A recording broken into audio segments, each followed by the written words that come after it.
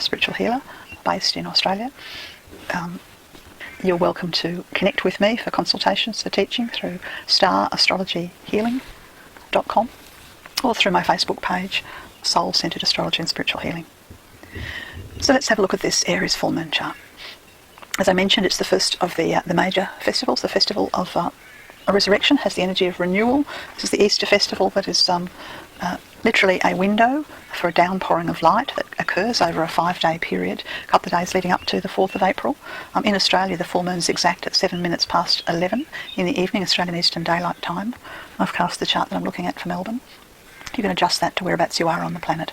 So a couple of days prior to the 4th of April and a couple of days after, we have it's a window of light, a window of soul infusion, a window of the opportunities for restoring our faith, restoring our vitality, restoring our humanity. In the Northern Hemisphere, you're in early stages of spring. In the Southern Hemisphere, we're heading into autumn.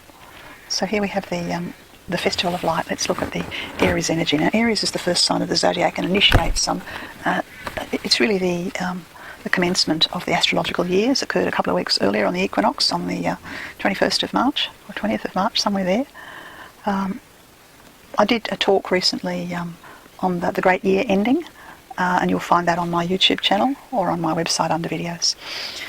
So in this chart we have the Sun in Aries, Uranus in Aries, a Vulcan in Aries, the South Node in Aries, and Mercury in Aries. The South Node is not a planet, it's a point, an orientation point, but we do have Mercury, Vulcan, the Sun and Uranus. That's 4 planets, and even if you're not familiar with Vulcan and you don't normally count it, it's still 3 planets. Let's call it a stellium. This is an aggregation, an intensity of light in the sign of Aries. Aries is it's a bit like a flamethrower, really. And the Aries energy operates in a couple of ways.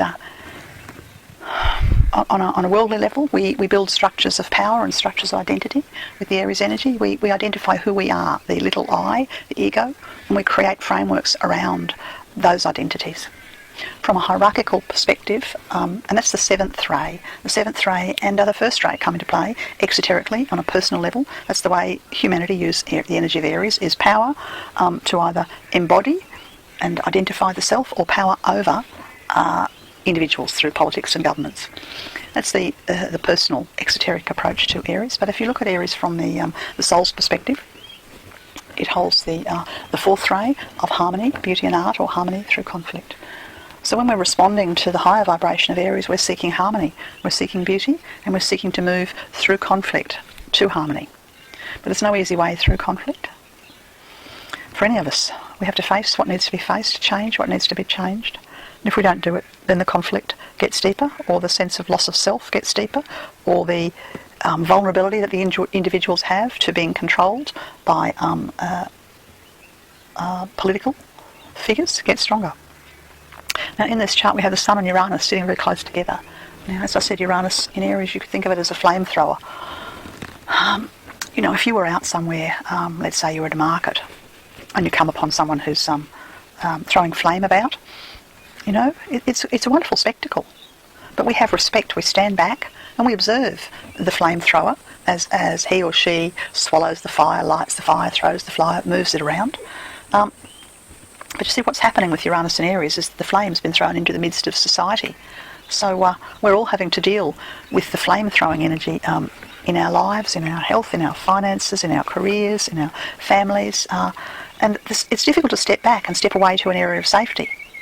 Normally, as I said, if you were in a market and you came upon a flamethrower, well, then you'd stand back in a circle, most like you'd watch the amazing contortions, and then you generally throw money. Because we appreciate the skill that is required to handle fire, to handle flame. So we are all being asked to just to sort of step up and to begin to hold the flame, the fire of our own soul and spirit, and begin to respond to it with the dexterity and the skill, and also the respect and the caution that the flamethrowers, the professional flame swallowers and flamethrowers have. We're in an intensive period of fast-track training for the holding of fire on Earth. Well, we're either in that camp, or we're on the other side of the equation, where our identities, our egos, are being controlled and directed and manipulated by other will. And now we can't all be responsible for everything, and so we do elect people into Parliament We do elect leaders. We do elect the leaders of corporations. But the question is, are they following the will of the people? Because if they're not, then you've got to ask yourself, well, who's getting burned? Where's the flame going? Is the flame burning into your savings, into your livelihood, into your quality of living?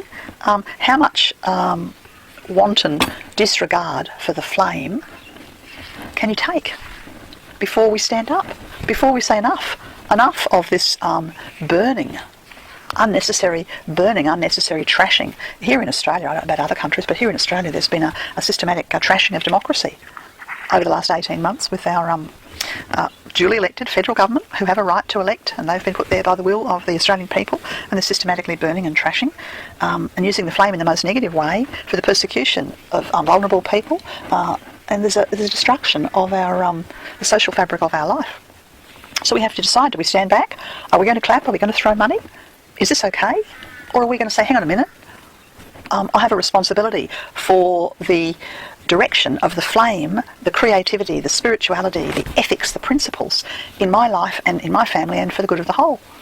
So we either stand back, mute, or we begin to take control of the flame in our life, in our societies, in our families.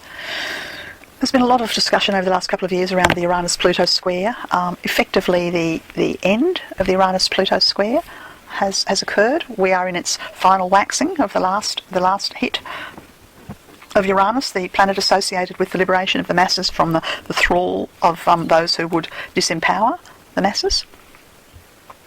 And so humanity have effectively been divided over the last 2 or 3 years into two different polarised groups, not divided by any one other than ourselves.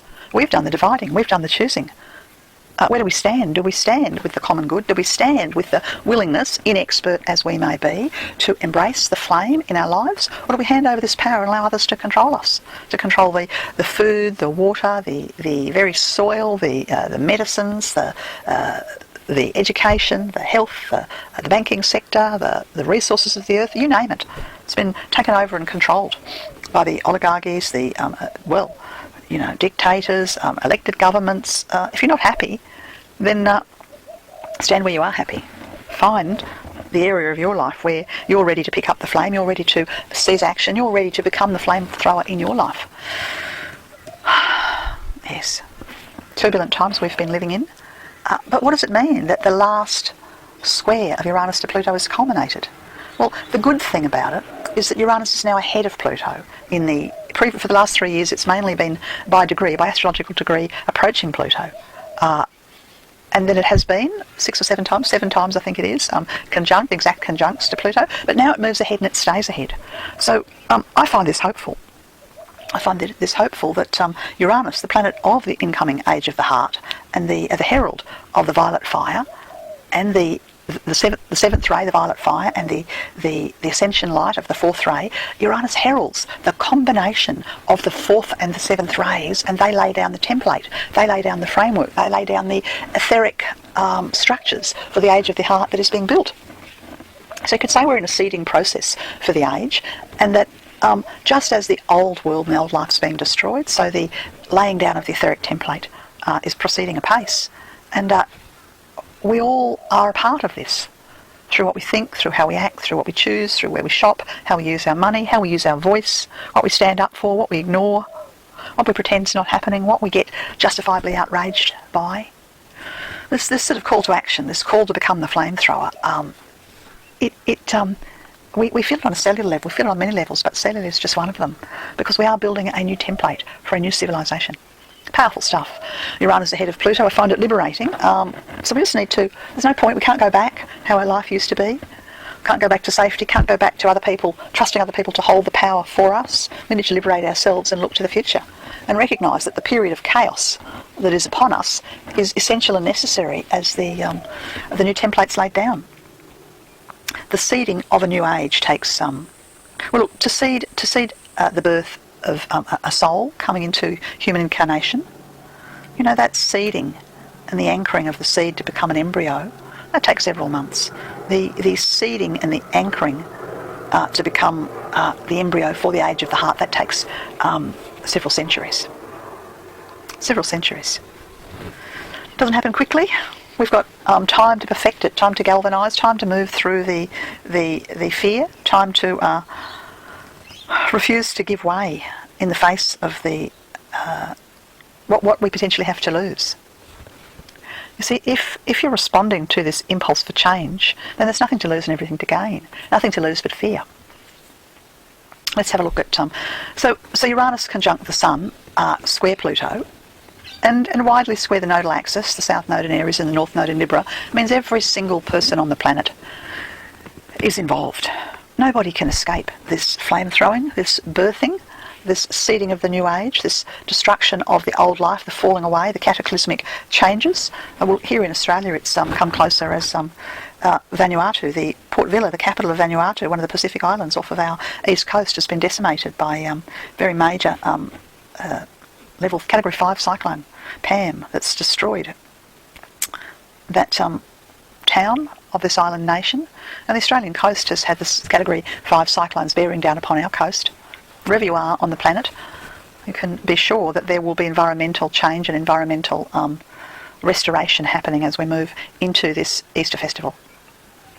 If you look at the chart, we'll see that the planet Vulcan sits pretty close to the Sun as well. Now, Uranus governs the etheric body of the Earth as a whole. The whole Earth's involved, particularly earthquake activity is involved, disease being spread through the wind is involved, whereas Vulcan governs volcanoes, as you might expect. So Vulcan's one side of the Sun and Uranus is the other. You know, this is a fairly fiery, you could say Vulcan holds the first ray of will and power. The Sun, in its pure essence, holds the energy of love, wisdom, and Uranus brings through the transformative energy of the seventh ray. So we have transformative download of potent spiritual fire available to all of us for the purposes of learning to harness the light of the soul in order that we can move forward and transform. When Vulcan sits so close to the Sun, we have to live by our principles. There's no point having a principle if we're doing something else entirely. You know, there are our principles and then there are the things that we do. And if the gap between the two of them is too wide, then potentially there's a crack that will fall through. If our values are not authentically being lived to the best of our capacity, none of us is perfect, but to the best of our capacity, then we're falling short of what these Easter energies are asking of us. Now, Aries is governed by Mars, and in this chart Mars sits in Taurus. On an ordinary level, on an exoteric level, Mars is in Taurus. Now, Mars is in Taurus, it makes for a very formidable ally and a very tenacious enemy. Very formidable ally and a very tenacious enemy. So, we're in the midst of a battle for the control of the resources and therefore the power on Earth. The question to ask is are fire, earth, air and water, are they for sale? Are the resources for sale? Whoops, hang on a minute. A lot of them have already gone. A lot of them have already been sold. They've been grabbed. The land's been taken, the oil's been taken, the water's been polluted. So the battle for the control of Earth's come down to elements. And those who would work for the good of all, we hold the energy of fire. Spiritual fire, not religious righteousness, I'm not talking about that kind of fire, but the capacity to share and the capacity to align with those on a similar wavelength and the capacity for, right human relations, living according to the principles that we have within our hearts. This is the ace up the sleeve. This is the spiritual fire that when we hold it, has the capacity to turn things around. So there will be many battles for the control of money, of oil, of power, of governments, of land, and these all continue under the Mars in Taurus. So choose where you ally yourself, because make no mistake, those on the other side of the fence have dug in for a fight. Just as hopefully those on the side of compassion and loving kindness are ready for the fight. Some principles are worth fighting for. Decide what's worth fighting for and take your stand. That's Mars sitting in Taurus. Now Mars has a in conjunct through to Saturn, which indicates that there are strategic changes and positions. There may be some nations still on the fence in this, 13th hour. If ever a nation was going to take a stand, it would be now. Here in Australia we are responding to the crisis in the South Pacific, but we don't respond so well to our Aboriginal people who suffer. We're not responding so well to the most vulnerable people in our communities, the elderly, the disenfranchised, the youth who are having trouble getting jobs, getting work. So we have an authenticity gap in Australia between the image that we'd like to project to the world and what we do behind closed doors. Australia's violated the Human Rights Convention with our refugee policies, and we can expect the full wrath of nature upon us, one way or the other, because this is from our duly elected government. It's up to us, the people, to remove a government that we're not happy with, to rise up, to write to parliamentarians, to support those with the clear voices, with the voices of heart and compassion, who stand like David in facing Goliath in our parliaments. And for all nations around the earth who have not yet taken their stand, better be quick. Better be quick. It's not possible to sit on the fence. Unfortunately, the war on terror, which is indicated in the Mars in Taurus in conjunct the Saturn in Sag, the global war on terror, has been misappropriated for political ends and political gains. It's easy to demonise and to marginalise people of a particular faith, and then to use that to justify land grab or a war. This continues to happen. This is not a new. It's not a new approach, but it continues to be implemented by different governments. We point and we scream, loudly to those who are different to us, and xenophobic, religious intolerance, however it comes out. This is how Saturn and Sagittarius is being used to manipulate the unthinking masses, who then believe that there's an attack upon them just by virtue of people of a different colour, different religion, different faith. It appears to me that there is extremism in every... Extremism is a human characteristic, and we're capable of it in every religion, every race, every nation, every country. But to demonise and marginalise a particular group of people with one negative quality, and to use that as a blind to then wage war upon them for reasons of gain or power, or money or power, is it's despicable. It's despicable. I'll talk now about the Saturn-Neptune square in the chart. Saturn's in Sagittarius and Neptune's in Pisces. Unfortunately, the masses are able to be manipulated through fear, xenophobic fear of loss, fear of uncertainty, fear of invasion, fear. It's being used as a tool to manipulate. So we need to take charge, because and this is Neptune in Pisces, which is permeating the astral plane with fear, so we need to take charge in order that we can rise above our own fears, our own doubts, our own inadequacies, our own ways we second guess ourselves, and to step forward to become the flamethrowers. Chiron's moved forward now away from Neptune, and it's in the 19th degree of Pisces. It's pretty inactive in the chart. It's got a sort of a minor semi-square through to Venus. That's pretty much it. Sometimes people talk about just getting overwhelmed with life, overwhelmed with the challenges, overwhelmed with the difficulties. So just want to put our heads in the sand like ostriches and just pretend that none of this is going on and that we're not being called to action. There's a section of humanity who are doing that, who want to continue to,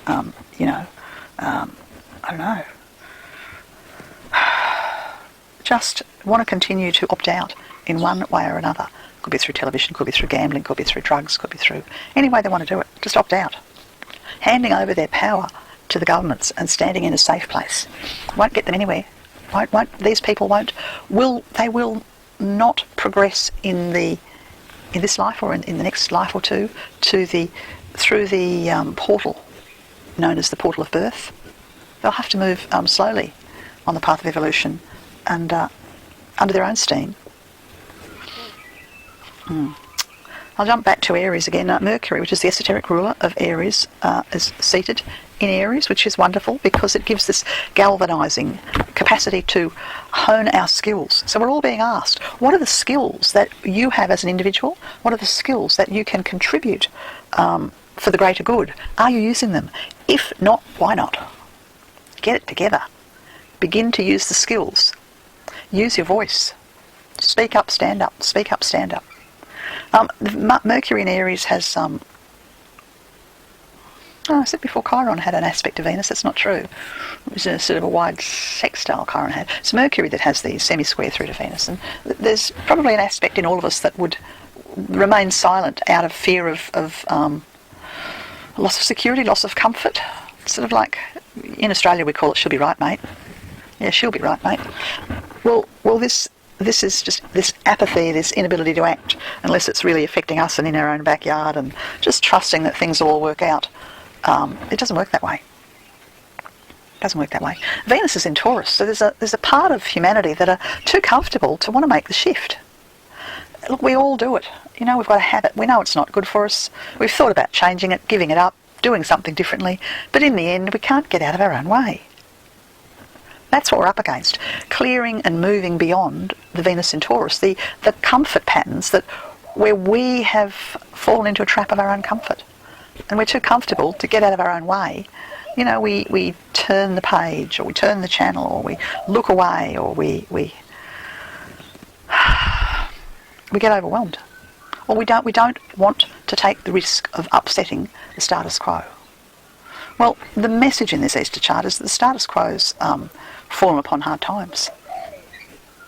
And that the new birth and the flamethrowers and those who, the spiritual warriors, are meant to act. And you could say that on an esoteric level during the Easter festival, the spiritual hierarchy of Earth will be in their warrior energy. Make no mistake about it.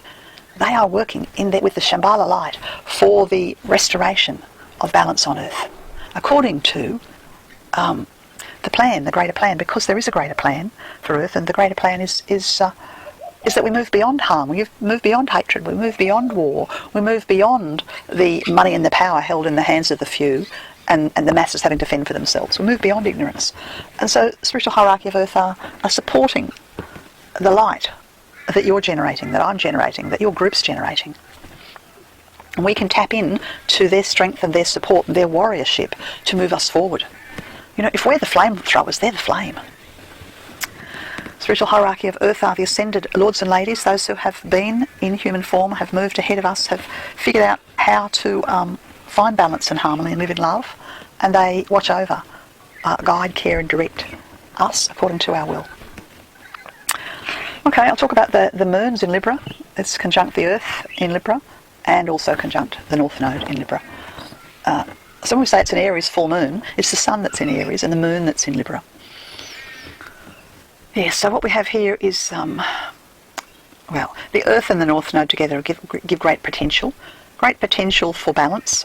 You know, a builder who's seen the plan for the new home can look at the block of land and hold that image, that template, in his mind's eye as he puts down the framework.